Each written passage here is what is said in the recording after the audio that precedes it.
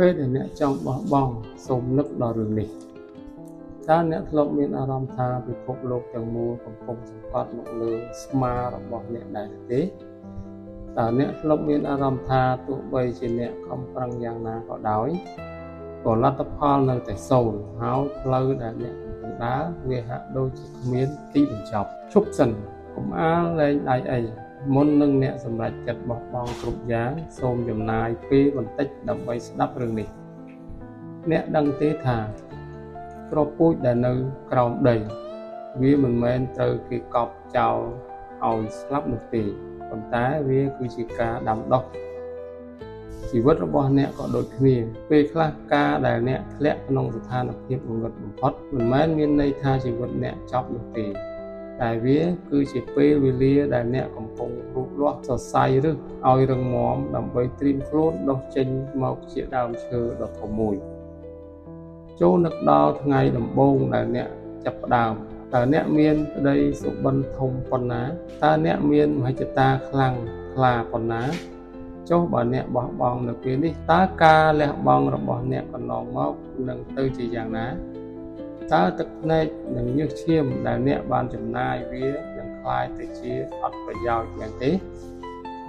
ចងចាំថាភាពជោគជ័យមិនដែលដើរតាមផ្លូវរាបស្មើឡើយអ្នកដែលដើរដល់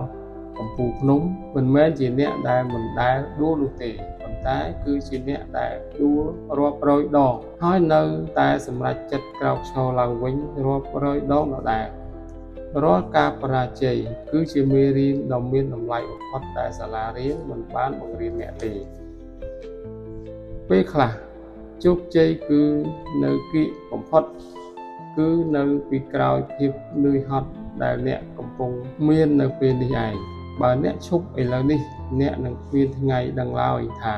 តើថ្ងៃស្អែកនឹងមានរឿងអស្ចារ្យអ្វីកើតឡើងចូលក្រឡេកមើលទៅក្រោយមើលឲ្យឆ្ងាយមើលចម្ងាយដែលអ្នកបានដើរមកអ្នកបានឆ្លងកាត់រឿងជាច្រើនដែលអ្នកធ្លាប់គិតថាខ្លួនឯងមិនអាចទៅរួចប៉ុន្តែអ្នកនៅតែអាចមកដល់ចំណុចនេះបាននោះមានន័យថាអ្នករឹងមាំជាងអ្វីដែលអ្នកកំពុងគិតបើសិនជាហត់សម្រាប់ចុះតែមិនមែនបោះបង់ទេដ